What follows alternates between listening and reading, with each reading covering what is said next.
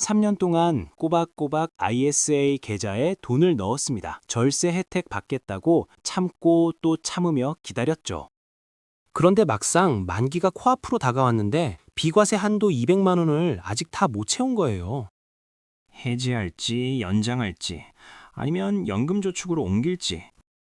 이 갈림길에서 열의 아홉이 잘못된 선택을 하고 있습니다.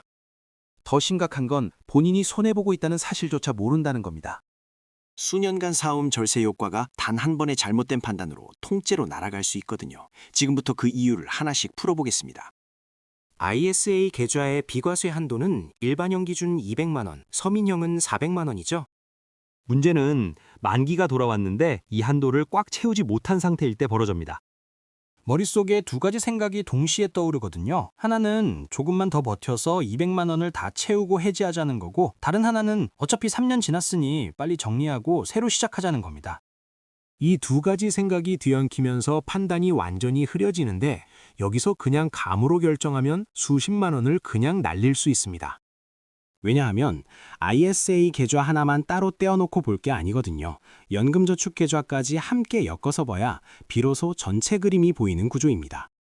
35살 직장인 김대리를 한번 생각해보죠. ISA에서 3년간 모은 수익이 150만 원이었습니다. 비과세 한도 200만 원까지 50만 원이 남았으니 좀 더 버틸까 고민했는데, 알고 보니 만기 해지 후 연금저축으로 이전하면 추가 세액공제로 최대 49만 5천 원을 돌려받을 수 있었던 거예요. 비과세에 50만 원 더 채우겠다고 1, 2년을 추가로 묶어두는 것보다 바로 해지해서 연금저축으로 옮기는 게 훨씬 이득이었던 셈이죠. 그런데 김대리는 이 사실을 전혀 모르고 반년을 더 기다렸고, 그 사이 시장이 빠지면서 수익금이 오히려 줄어버렸습니다. 기다린 시간도 비과세 혜택도 세액공제 기회도 전부 놓친 셈이 된 거예요. ISA 안에서만 계산기를 두드리면 이런 핵심 전략을 완전히 놓치게 됩니다. 반드시 연금저축과의 연계까지 시야를 넓혀야 합리적인 판단이 가능해지는 겁니다. 그러면 연금저축으로 옮기면 대체 뭐가 좋은 건지 구체적으로 따져보겠습니다. ISA 계좌가 만기돼서 해지할 때 그 돈을 연금저축으로 이전하면 이전 금액의 10%, 최대 300만 원까지 추가 세액공제를 받을 수 있습니다. 원래 연금저축의 세액공제 한도가 연간 600만 원인데 이게 최대 900만 원까지 늘어나는 구조예요. 연봉 5,500만 원 이하 직장인이라면 세액공제율이 16.5%니까 300만 원 추가 공제만으로 49만 5천 원을 돌려받게 되는 거죠. 연봉이 그 이상이어도 13.2% 공제율로 39만 6천 원을 아낄 수 있습니다. 다만 여기서 반드시 알아야 할 게 하나 있는데, ISA에서 연금저축으로 넘길 때 보유하고 있는 주식을 그대로 가져갈 수는 없다는 겁니다. 주식을 전부 팔아서 현금으로 바꾸고 세금 정산까지 끝낸 뒤에 남은 세후 금액만 이전할 수 있어요. 이게 왜 중요하냐면, 매도 타이밍을 미리 계획해두지 않으면 시장이 급락할 때 어쩔 수 없이 손해보면서 팔아야 하는 상황이 생길 수 있거든요. 만기일이 다가올 때 시장 흐름을 보면서 미리 조금씩 정리하든지, 아니면 만기를 연장해서 시장 회복을 기다리는 것도 방법입니다. 혹시 매도하고 다시 사는 과정에서 복리가 깨지는 거 아니냐고 걱정하시는 분들도 계실 텐데, 복리라는 건 운용하는 자산의 총 규모에 의해 결정되는 거라서 동일한 금액을 다시 매수하면 자산 크기 자체는 변하지 않습니다. 통계적으로도 하루 이틀 매매 공백 때문에 생기는 수익률 차이는 연간 기준으로 거의 무시할 수 있는 수준이니까 장기 투자자라면 크게 신경 쓸 부분이 아닌 거죠. 여기서 많은 분들이 한 가지 걱정을 하십니다. 연금저축계좌의 연간 납입 한도가 1,800만 원인데 ISA 만기 금액이 3천만 원이나 5천만 원이면 이전 자체가 안 되는 거 아니냐는 거죠. 결론부터 말씀드리면 걱정 안 하셔도 됩니다. ISA에서 연금저축으로 이전할 때는 기존 납입 한도와 완전히 별도로 특별 한도가 생기기 때문에 금액이 얼마든 이전 자체는 막히지 않는 구조입니다. 진짜 문제는 한도가 아니라 시간이에요. ISA를 해지한 날로부터 반드시 60일 이내에 연금저축 이전을 완료해야 합니다. 이 기한을 단 하루라도 넘기면 추가 세액공제 혜택이 통째로 날아가거든요. 49만 5천 원을 받을 수 있었는데 60일을 넘겨서 한 푼도 못 받게 되는 겁니다. 실제로 이 60일 규칙의 존재 자체를 모르고 있다가 혜택을 고스란히 날려버리는 투자자가 꽤 많습니다. ISA 해지하고 나서 여유 부리다가 연금저축 계좌를 아직 안 만들었다는 걸 뒤늦게 깨닫고 허겁지겁 개설하려다 보면 서류 처리에 시간이 걸리면서 기한을 훌쩍 넘기는 거예요. 증권사마다 이전 처리 속도도 다르고 필요한 서류도 조금씩 다르기 때문에 사전 준비 없이 덤비면 예상치 못한 변수에 발목 잡힐 수 있습니다.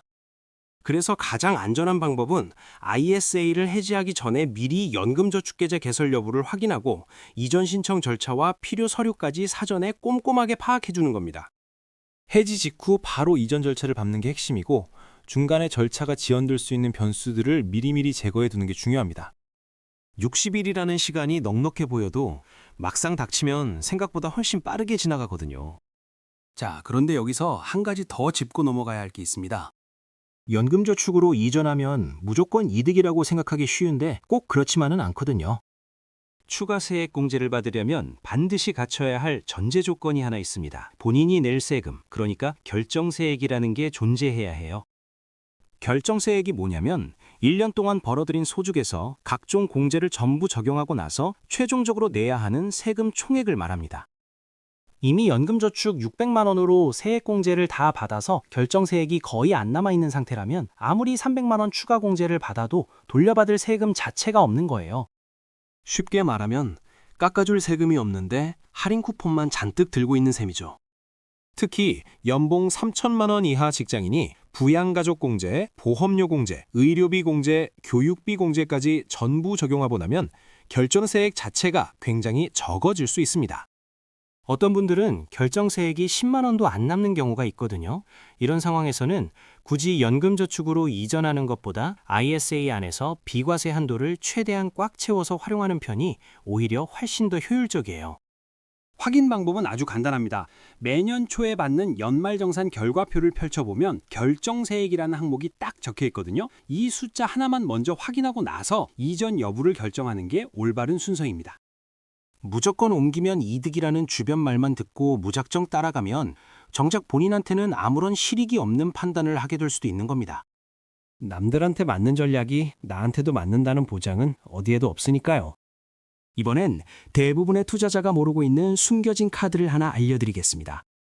ISA에서 연금저축으로 3천만 원을 이전했다고 해볼게요. 이 중 10%인 300만 원에 대해서 세액공제를 받았으니까 나머지 2,700만 원은 세액공제를 받지 않은 돈이 됩니다. 이 2,700만 원이 왜 중요하냐면 나중에 연금저축에서 돈을 뺄 때 별도의 세금 없이 자유롭게 인출할 수 있는 원금이 되기 때문이에요. 보통 연금저축에서 돈을 떼면 무조건 기타소득세 16.5%를 내야 한다고 알려져 있잖아요. 그런데 이건 세액공제를 받은 원금과 운영수익에만 해당하는 이야기입니다. 세액공제를 받지 않은 부분은 애초에 과세 대상에서 완전히 빠지기 때문에 사실상 자유인출이 가능한 돈이에요. 이 구조를 제대로 알고 있으면 연금저축을 완전히 다른 눈으로 보게 됩니다. 55세 이후에야 겨우 쓸 수 있는 꽁꽁 묶인 돈이 아니라 필요할 때 세금 부담 없이 꺼내 쓸 수 있는 유연한 자산관리 도구가 되는 거죠. 예를 들어 은퇴 전에 갑자기 목돈이 필요한 상황이 닥쳤다고 해봅시다. 이 구조를 모르는 사람은 연금저축에 손대는 순간 16.5%를 고스란히 떼일 거라는 공포 때문에 차라리 다른 데서 높은 이자를 물면서 대출을 받는 쪽을 택하게 됩니다. 하지만 ISA에서 넘어온 세액공제 미적용 금액이 2,700만 원이나 있다는 걸 알고 있으면 그 돈을 세금 한 푼 안 내고 빼서 쓸 수 있는 거예요. 결국 ISA와 연금저축을 제대로 연계하면 절세와 유동성이라는 두 마리 토끼를 동시에 잡을 수 있는 구조가 완성되는 겁니다. 그러면 이제 진짜 핵심 질문으로 들어가 보죠. 비과세 한도를 끝까지 채우는 게 나을까? 아니면 바로 해지해서 연금저축 세액공제를 받는 게 나을까?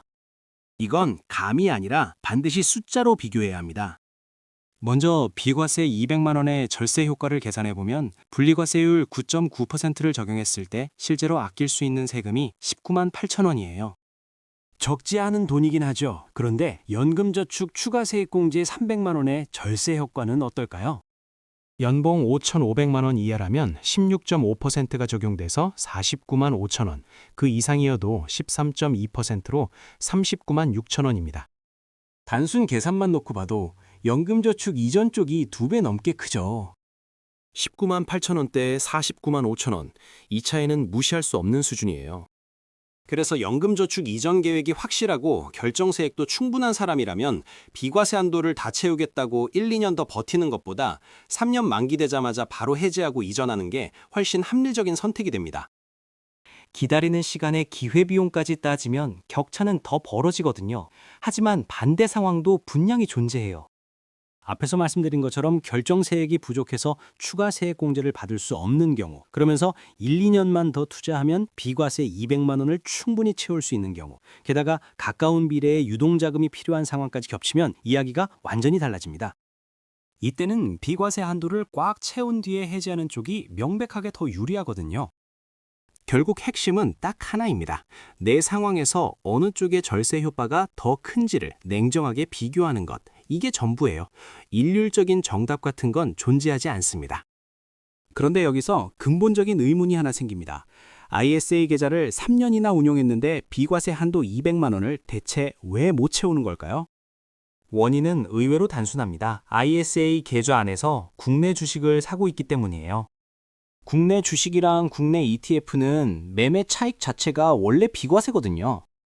ISA에 넣든 일반 계좌에 넣든 매매 차익에 대한 세금은 똑같이 0원입니다. 그러면 ISA에서 절세 혜택을 받을 수 있는 부분이 뭐냐? 오직 배당금에 붙는 15.4% 세금뿐이에요. 이게 현실적으로 얼마나 되는지 구체적으로 한번 따져볼게요. 삼성전자의 최근 분기 배당금이 370원이고 연간으로 치면 1,480원, 3년이면 주당 4,440원입니다. 비과세 한도 200만 원어치 배당을 받으려면 약 450주가 필요한데 현재 주가 기준으로 7천만 원이 넘는 돈을 넣어야 하는 거예요. 대한민국 대표 기업인 삼성전자에 7천만 원을 넣어야 겨우 비과세 한도를 채울 수 있다는 겁니다. 그러면 고배당주를 사면 되지 않느냐고 생각하실 수 있는데 국내 고배당주의 평균 배당 수익률이 3에서 5% 수준이에요. 배당 수익률 5%짜리 종목에 2천만 원을 투자해도 3년간 배당금이 약 300만 원에 그칩니다. 거기다 기업 실적이 악화되면 배당이 삭감되거나 아예 중단될 수도 있으니까 구조적으로도 상당히 불안정하죠. 결론적으로 국내 주식 위주로 ISA를 운용하면 비과세 한도를 채우는 것 자체가 구조적으로 거의 불가능에 가깝습니다. 이건 투자 실력이 부족해서가 아니라 ISA 계좌의 절세 원리를 근본적으로 오해하고 있기 때문에 생기는 문제예요. 계좌 구조를 모르면 아무리 열심히 해도 혜택을 못 누리는 겁니다. 그러면 ISA 계좌에 뭘 넣어야 제대로 된 절세 효과를 볼 수 있는 건지 답을 알려드리겠습니다. 바로 국내에 상장된 해외 ETF예요. S&P 500이나 나스닥 100을 추종하는 ETF들 있잖아요. 이 상품들은 매매 차익의 15.4%의 세금이 붙습니다. 일반 계좌에서 거래하면 수익이 날 때마다 15.4%를 고스란히 내야 하지만 ISA 계좌 안에서는 비과세 한도 내에서 이 세금을 전부 면제받을 수 있는 거죠.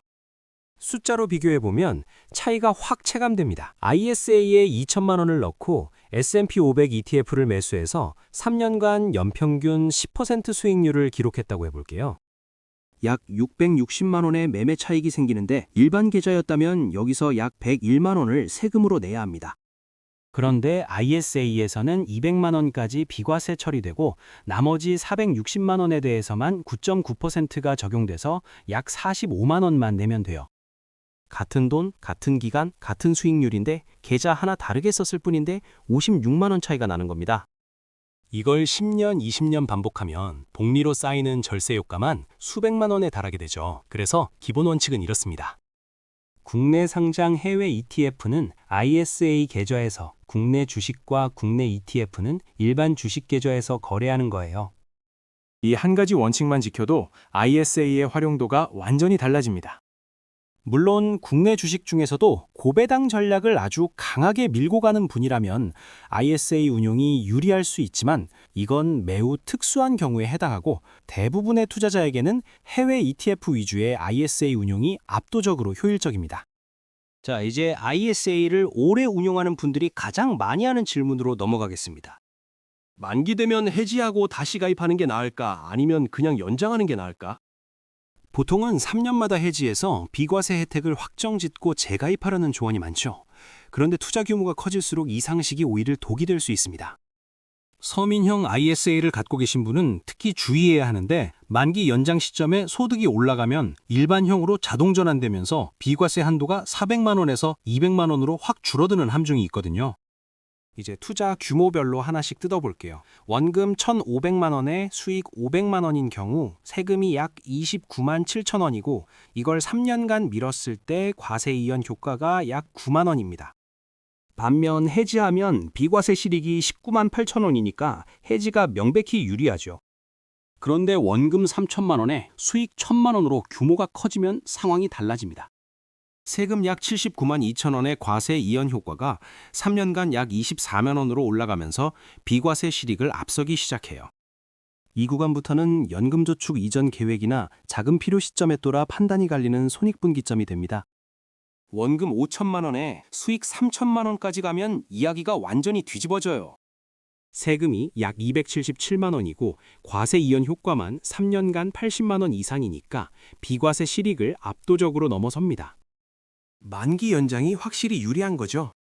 세금 납부를 뒤로 미루면서 더 큰 원금으로 복리를 굴리는 게 과세 이연의 핵심인데 수익률이 높아질수록 이 효과는 기하급수적으로 커지고 6년, 9년 연장할수록 격차는 훨씬 더 벌어집니다. 마지막으로 ISA 계좌에서 가장 과소평가되고 있는 진짜 무기를 하나 짚어드리겠습니다. 바로 분리과세 9.9%예요. 일반 계좌에서 금융소득이 연간 2천만 원을 넘기면 금융소득 종합과세 대상이 되면서 세율이 최대 49.5%까지 올라갈 수 있습니다. 내가 본 수익의 절반 가까이를 세금으로 내야 하는 상황이 벌어지는 거죠. 그런데 ISA 계좌 안에서는 수익이 아무리 커도 9.9% 이상의 세금은 절대 내지 않아도 됩니다. 9.9%와 49.5%, 이 차이가 얼마나 어마어마한 건지 감이 오시죠? 투자 규모가 크고 수익도 큰 투자자일수록 ISA의 진짜 매력은 비과세 200만 원이 아니라 바로 이 분리과세 9.9%에 있는 거예요. 금융소득 종합과세 대상이 될 가능성이 있는 투자자라면 ISA의 9.9% 울타리 안에서 최대한 오래 운영하는 것이 세금 폭탄을 피하는 가장 확실한 방법이 됩니다. 여기서 하나 더 반드시 알아야 할 게 있는데 ISA 계좌의 총 납입 한도는 1억 원으로 제한돼 있고 해지했다가 다시 가입해도 이전에 넣었던 금액이 그대로 누적된다는 겁니다. 처음부터 리셋되는 게 아니에요. 예를 들어 이전 ISA에서 6천만 원을 넣었다가 해지하고 재가입하면 새 계좌에서는 4천만 원밖에 못 넣는 구조입니다. 그러니까 이미 납입 한도를 상당 부분 채운 상태라면 해지 재가입보다 만기 연장이 실질적으로 더 유리할 수 있어요.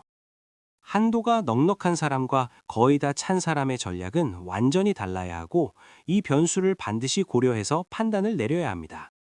투자 금액이 크고 연금저축을 별도로 운영하는 투자자라면 만기 연장으로 과세 이연 효과를 극대화하는 편이 훨씬 현명한 선택이 됩니다. 정리하겠습니다. 원금 3천만 원 이하이고 연금저축 연계가 가능하다면 3년마다 해지 후 재가입과 이전을 반복하는 게 가장 효율적이고 원금 5천만 원 이상의 높은 수익률을 기대한다면 만기 연장이 더 큰 이익을 가져다 줍니다. 어떤 상품을 ISA에 넣을지, 만기에 해지할지 연장할지, 연금저축과 어떻게 엮을지 이 세 가지 판단만 내 상황에 맞게 바꿔도 장기적으로 수백만 원의 세금이 달라져요. 투자에서 진짜 중요한 건 남들보다 높은 수익률을 쫓는 게 아니라 내 돈을 지키는 구조를 탄탄하게 만드는 데 있습니다.